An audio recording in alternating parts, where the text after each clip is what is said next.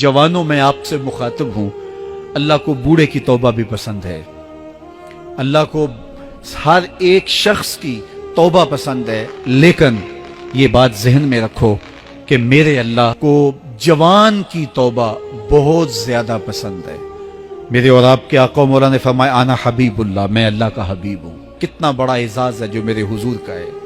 लेकिन एक दूसरे मुकाम पे इरशाद फरमाया अशाबुत ताइबु हबीबुल्लाह, सुन लो जो जवान जवानी में तौबा करे वो भी अल्लाह का हबीब है। वो जवान जिसने अपनी जवानी अल्लाह की याद में गुजारी, अल्लाह के जिक्र में गुजारी।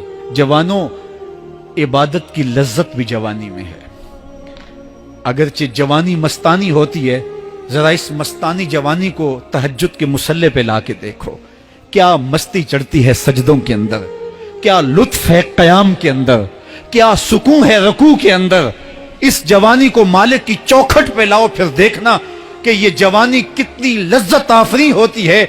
और फिर इस जवानी के बदले में अल्लाह ताला तुम्हें क्या क्या अता फरमाता है। वराजुलुन कल्बहु मुअल्लकुम बिल मसाजिद, वो आदमी जिसका दिल मस्जिद के साथ वाबस्ता होता है।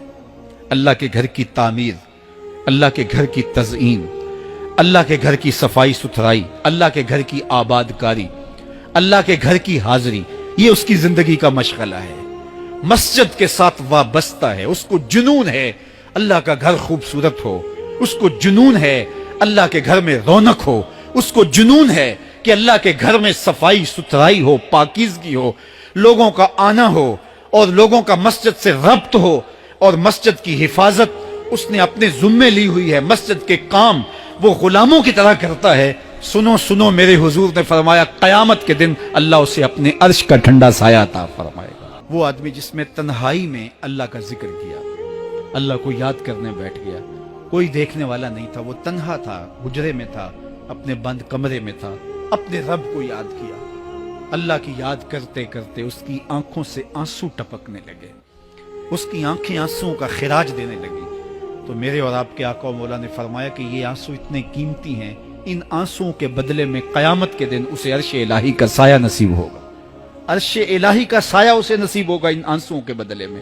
रूमी अलैहि रहमा फरमाते हैं जहां पानी गिरता है वहां सब्जा उगता है, जहां आंसू गिरते हैं वहां रहमत उतरती है।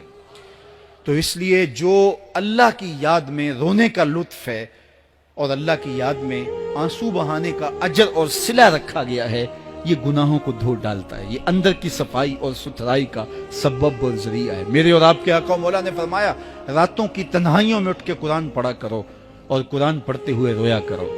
फिर फरमाया फ़इल्लम तबकू फतबाकू, अगर रोना ना आए तो रोने की कोशिश किया करो।